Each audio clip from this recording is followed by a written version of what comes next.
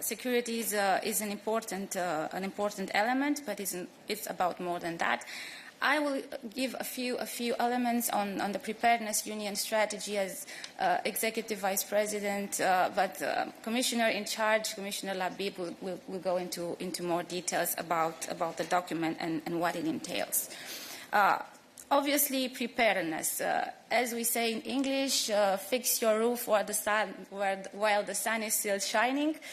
Or in Romanian, in my native Romanian, we say pregătește-ți iarna carul și vara sania. Prepare your chariot in the winter and your sleigh in the summer. So preparedness is about ourselves, the whole of the union, the whole of the society, the whole of the government, all of hazards approach. It is about us exiting a reactive, responsive mindset towards potential risks and hazards, and entering into an approach, into a mindset that is about forecasting, about anticipating risks, about prevention, about information, about education, about preparation, and then in the end about crisis management and crisis response, better performed with the involvement of the EU level. Actually, 90% of EU respondents' questions via Eurobarometer mentioned that it was very important, fairly important, overall important that the European Union is involved in the coordination towards crisis responses and, of course, obviously towards preparation and anticipation.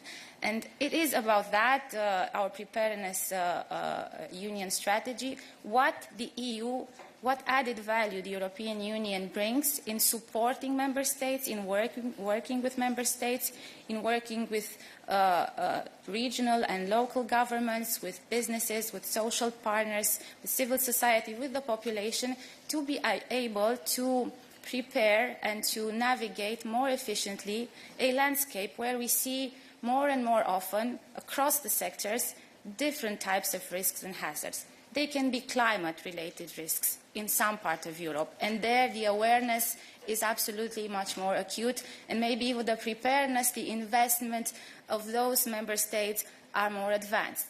Southern regions, let's talk about wildfire risks or about floods, but floods also affect Central Europe, Eastern Europe. We can talk about cyber security risks, which are borderless. And of course, sometimes we may look at incidents that relate to hospital cyber attacks in a part of Europe or about other types of incidents in other member states. But they are borderless and they require a joint effort and a joint response.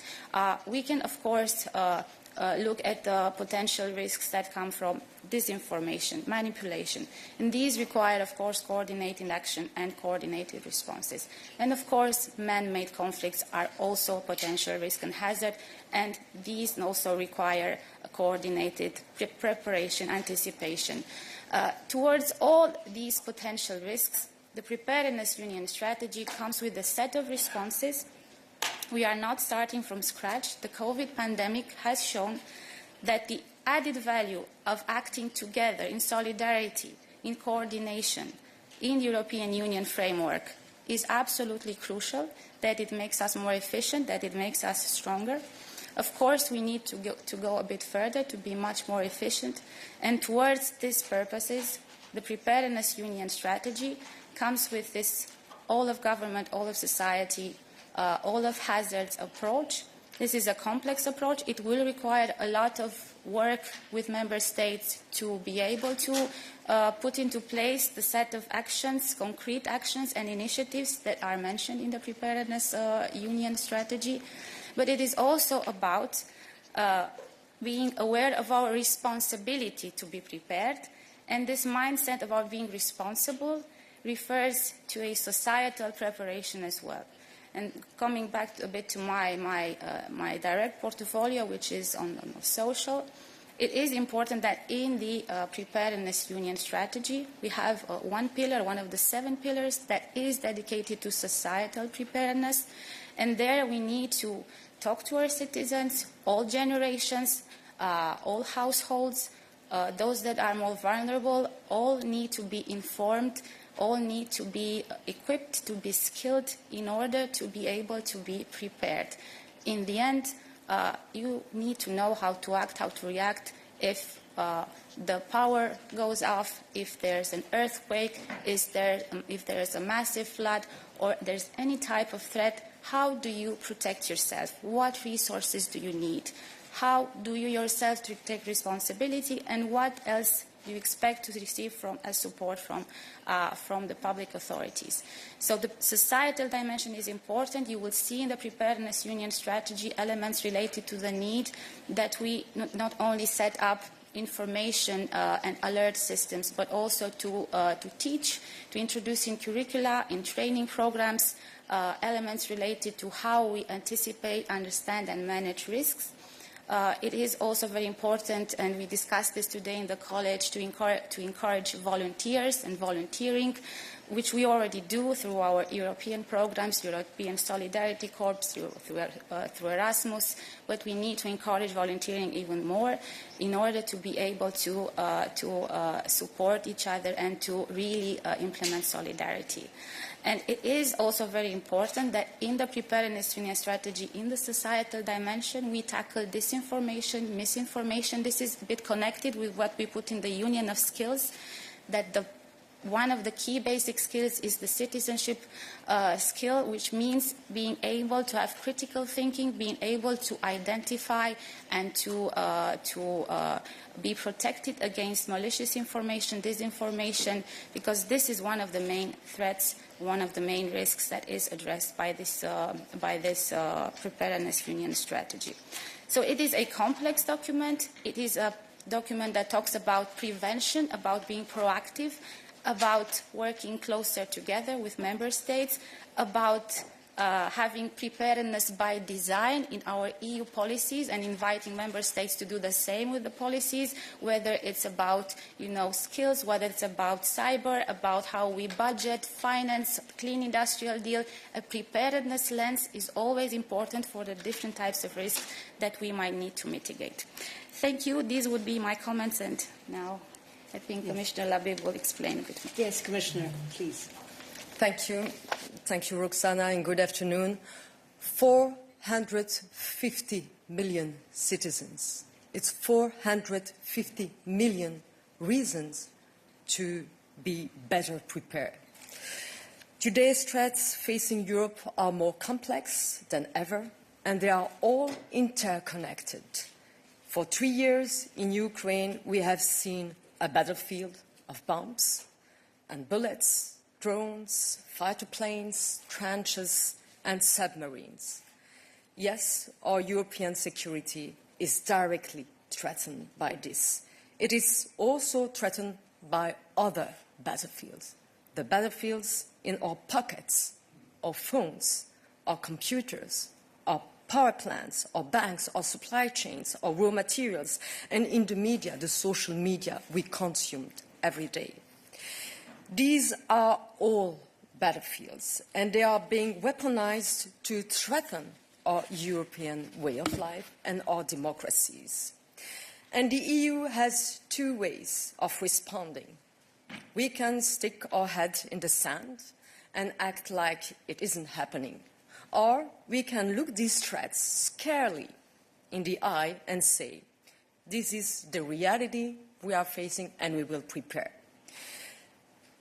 Since the start of my mandate as Commissioner for Preparedness, I have visited countries here in Europe and halfway across the world.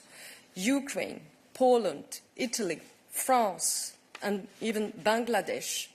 And earlier this week, I visited the port of Antwerp, a critical area in the center of Europe for mobility, but also military mobility and goods, of course.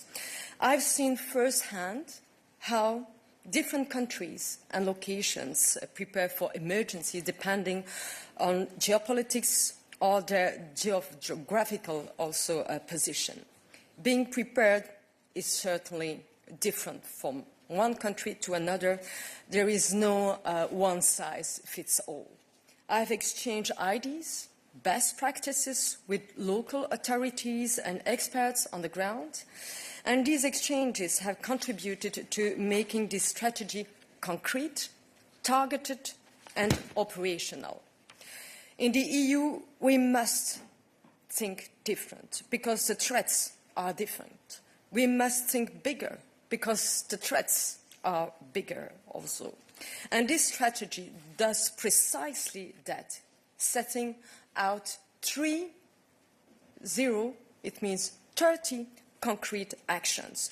We are getting everyone on board in every sector, from governments, localities, institutions, businesses to communities, citizens and volunteers. We already have a strong crisis response tool, but we can no longer rely on ad hoc reactions. We must be on the front foot, more proactive, more coordinated, more systematic, detecting threats earlier and acting faster as well. That's why we are setting up a new EU crisis coordination hub to coordinate better when a crisis hits. And this hub will build on the expertise of our Emergency Response Coordination Centre, the ERCC, to better support Member States in managing today's crisis. And we are also beefing up our Union Civil Protection Mechanism, the UCPM, our protective shield in times of emergency. It coordinates aid, mobilizes emergency teams and delivers life-saving assistance when floods, but also wildfires and other disasters strike. We have done it in Spain, in Ireland, in Mozambique, in Mayotte, and just recently, last week, in North Macedonia, with more than 50 burn victims of a nightclub fire being taken care of in EU hospitals. So when we get the call, we go. And I will invite you to have a look on this slide behind me. As you can see from the slide, requests for assistance have grown up over 10 times since the UCPM started. In 2002, it's there, you see when it was created. Of course, we had 2020, the COVID pandemic, and then also 2022, the war in Ukraine, which represented our largest UCPM operation. And we are active not only in Europe, but also across the world, and for many different types of crisis. And this clearly shows that our UCPM is more important than ever. And that's why we are making it even stronger with a hub creating inside this system. In this new strategy, we are also reinforcing rescue, our European safety net.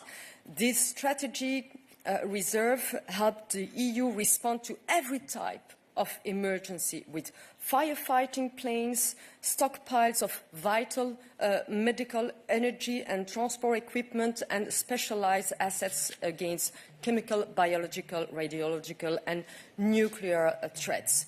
We will propose an EU-wide stockpiling strategy to ensure access to critical resources across the EU, and you can discover, maybe behind me, the next slides will be what rescue our strategic reserves around the European Union, you see, and it's secret places, but you see where we have our stockpiling strategy. But we want to upgrade that, to reinforce our capacities of providing teams and experts in case of emergency. So the EU will also work with member states to make sure people have essential supplies for at least 72 hours in a crisis.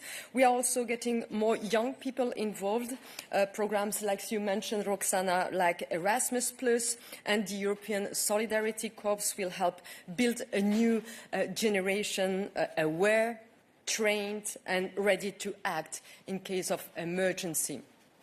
Young people also have the know-how to spot misinformation, and all this will make our society stronger and build trust in our democracy. To conclude, I think that this is once in a generation moment for the security of Europe.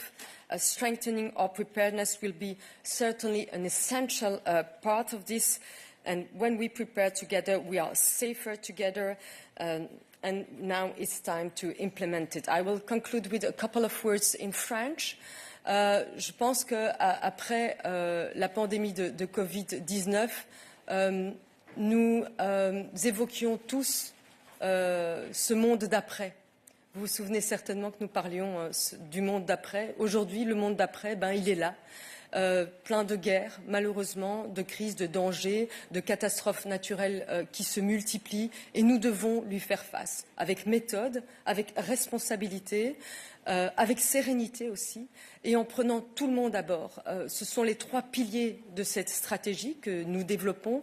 Elle part des citoyens lambda, j'ai envie de dire, jusqu'au plus haut niveau, au niveau des différentes couches de gouvernement, au niveau aussi de l'Union européenne. Nous voulons une approche qui prenne tout le monde en considération et qui ne laisse personne derrière. C'est aussi ça, l'Europe, c'est un projet de paix et de solidarité, et se préparer aux dangers avec sérénité, c'est aussi consolider notre projet d'union basé sur la paix et la prospérité.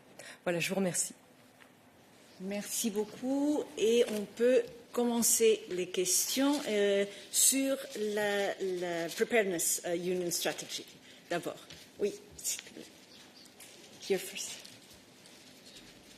Thanks, Paula. So, a question on this,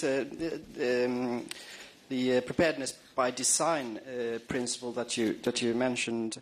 To what extent will this preparedness by design be used for ensuring that the Commission tables legislation that minimises risks of environmental disasters, and including man-made disasters? And I also noticed that the Environment Commissioner was not part of the project group on preparedness. Is this an oversight, given the reference to this all-hazard approach, and in particular the significant impact that environmental disasters can have?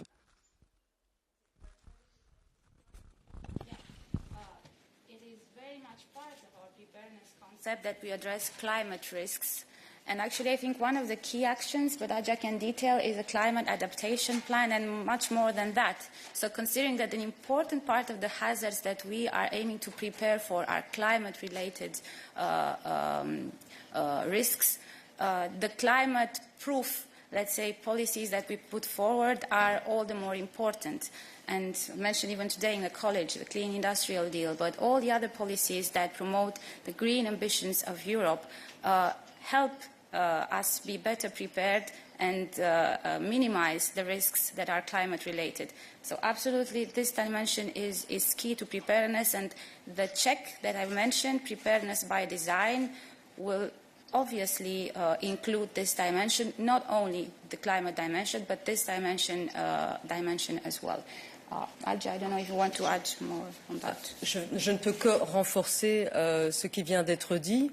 Nous avons eu plusieurs groupes de travail. Je peux vous dire que tout ce qui a trait à preparedness est extrêmement transversal et évidemment lié à l'environnement. Ce que j'ai montré comme slide derrière moi vous prouve d'ailleurs qu'au départ, les réserves stratégiques et le mécanisme de solidarité de protection civile de l'Union européenne étaient essentiellement destinés d'ailleurs à traiter des feux de forêt, des inondations, et puis après ça s'est diversifié tant dans les réserves stratégiques qui vont jusqu'aujourd'hui abri d'urgence, moyens de lutter contre les attaques radiologiques, nucléaires, etc. Donc c'est extrêmement complexe puisque les crises sont complexes et qu'elles vont en cascade. On sait aujourd'hui qu'une guerre en Ukraine peut déclencher une crise énergétique dans l'ensemble de l'Union européenne, voire une famine en Afrique. On sait aujourd'hui qu'une inondation, par exemple, peut provoquer aussi un problème sanitaire, voire provoquer l'émergence d'épidémies ou de pandémies. Donc tout cela est lié et bien sûr nous en tenons compte dans notre stratégie de préparation. No? Yes, please. Thank you very much. I'm Lily from Reuters. I had a question about what advice and guidance you're giving individual citizens. If you could go maybe a bit more into detail. I think there's a lot of interest in the 72-hour guideline, a lot of headlines in recent days. And I think a lot of the public is wondering, you know, what should they be stockpiling? If you have any details, that would be helpful. Thank you.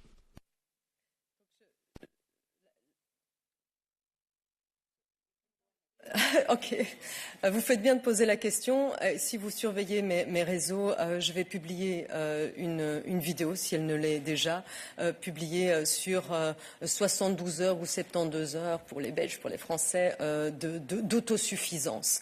Et un manuel de survie. On a ici, par exemple, un manuel de survie qui est celui publié par la Suède.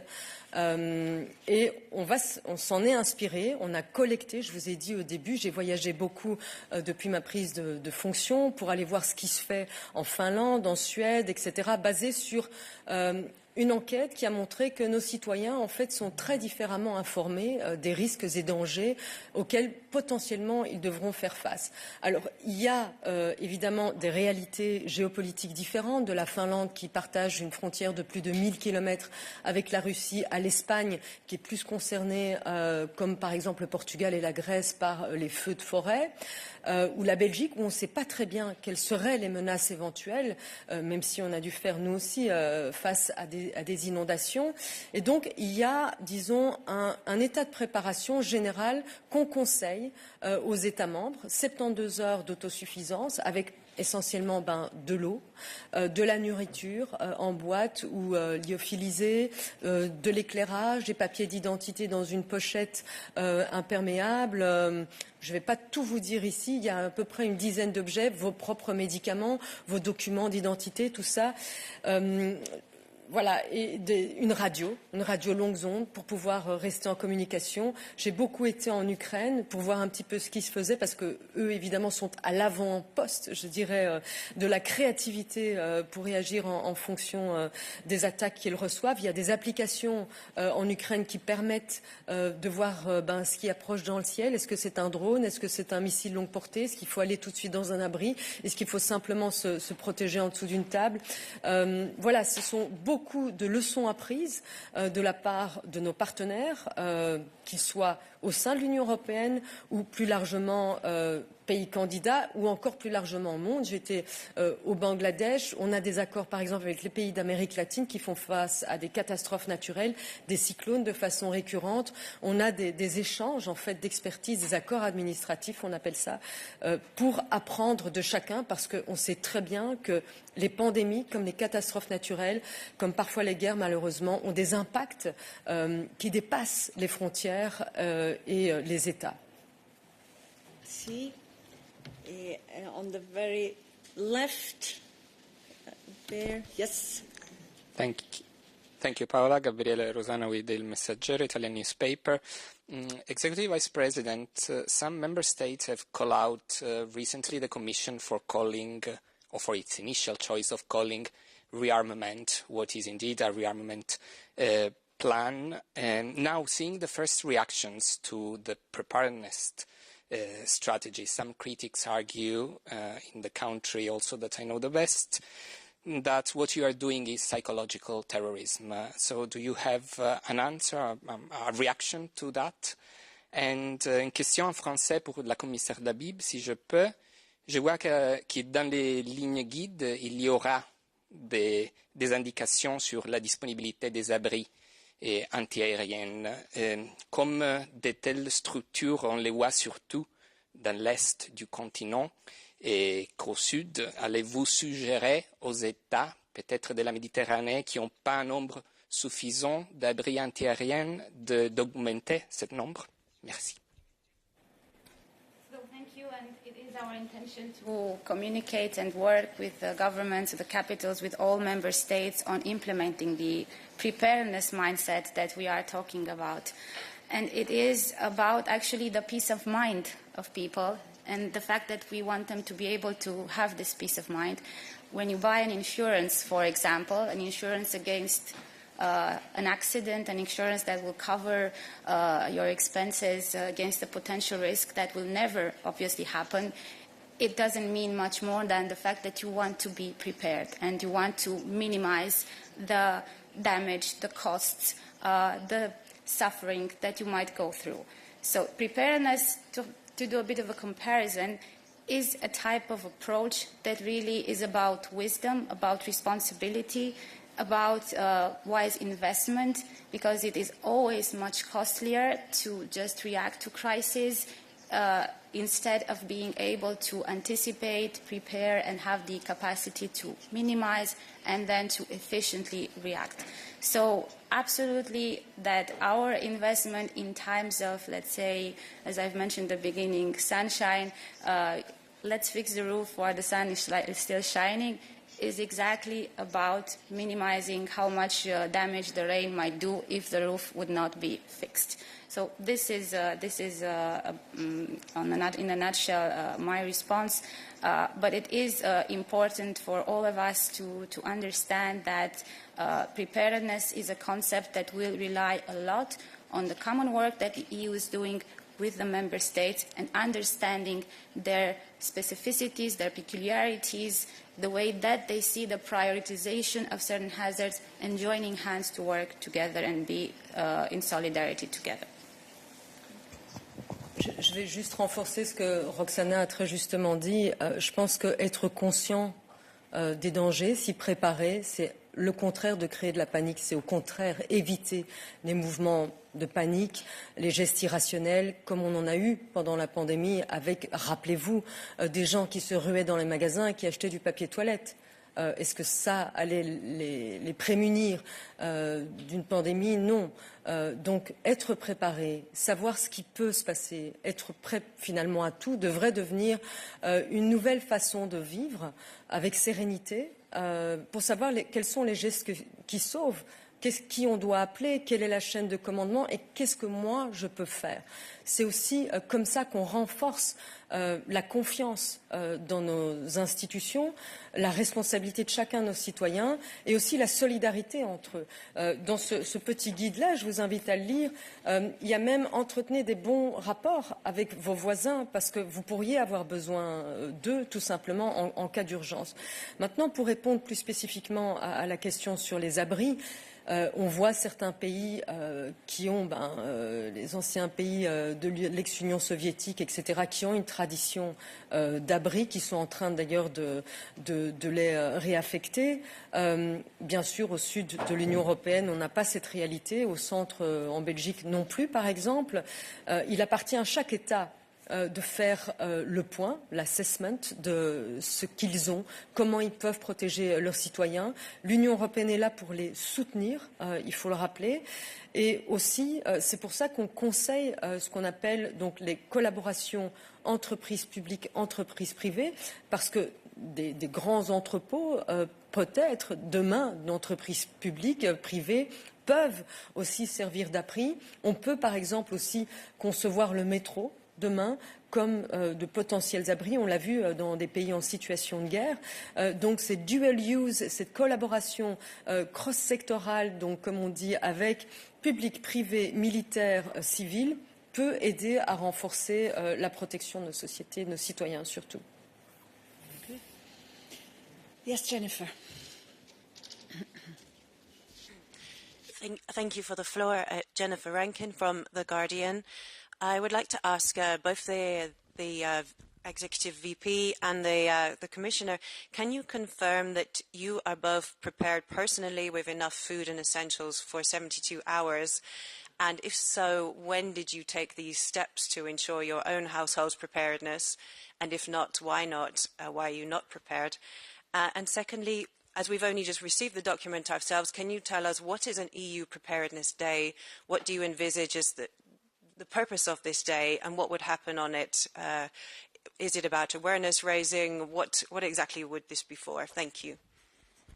I'll start. I will start first. My household is in my car, in the plane. I do not sleep more than 2 nights in the same place, so indeed I am not prepared.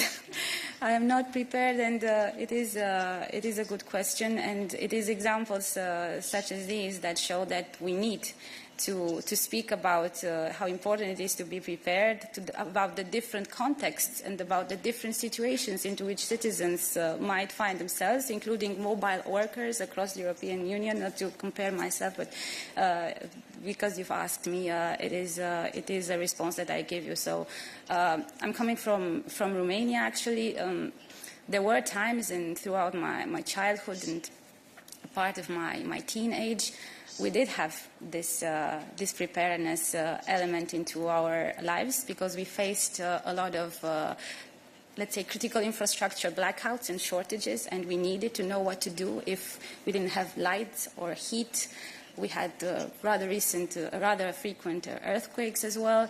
And so I have a bit of experience in that. But indeed, the dividend of peace and the dividend of calm, as was mentioned, takes us to this exact place of comfort where we feel that it's not going to happen to us, where we sometimes see the disaster that is caused by the wildfires in Greece. We see the tragedy in Spain with the floods. Or I see what happened in my own country in Galați. But it doesn't happen to you, so you do not force yourself to understand what would be your first steps when you hear an alarm, a siren that is ringing. What do you do first? How do you conduct yourself?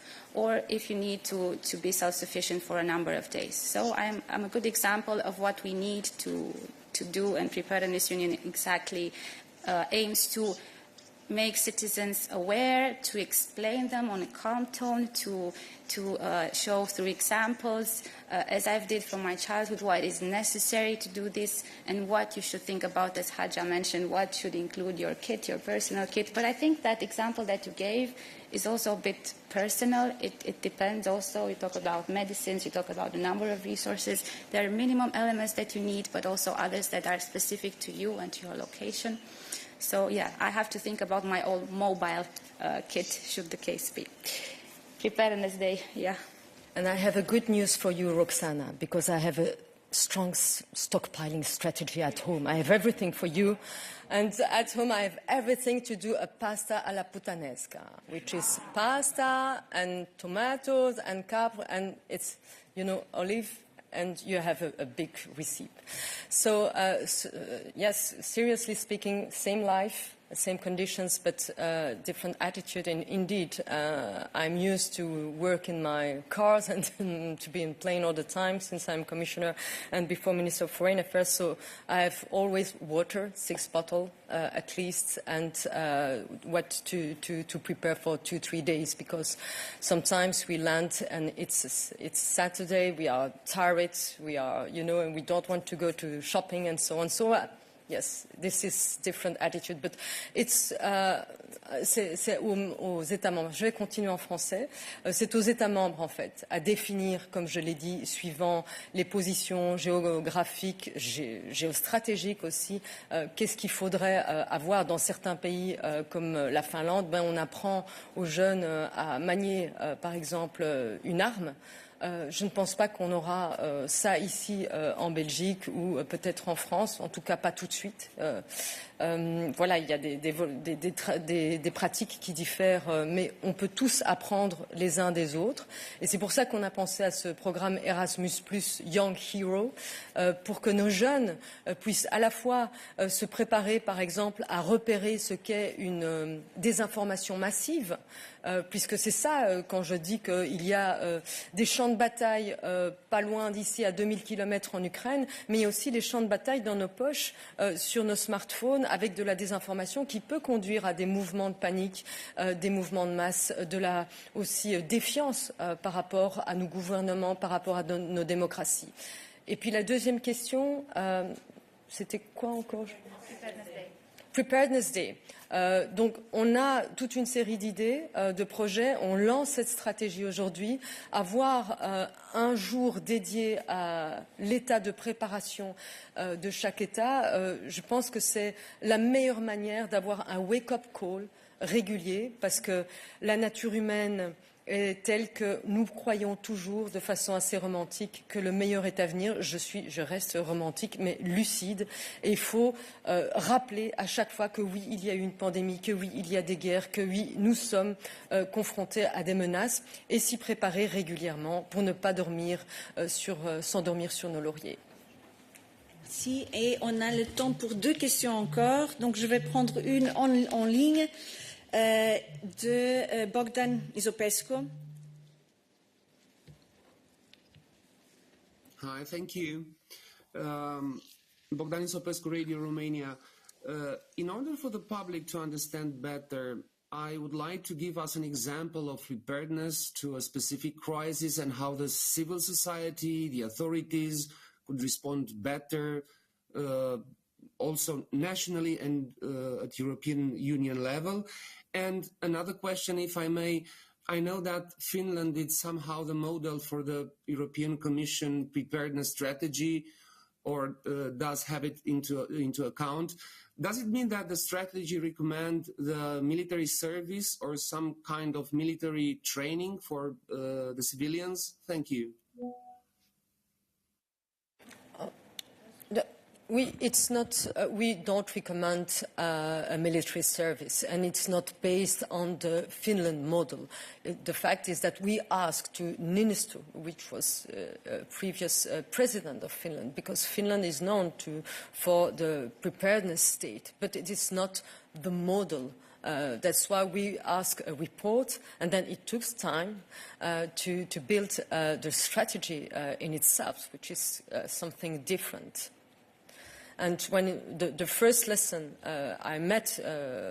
we were together in Niinistö, and I remember that he said, you have everything you need, you have all the structures, ERCC, UCPM mechanism and so on, but it's about coordinate in a better manner all the different layers and levels of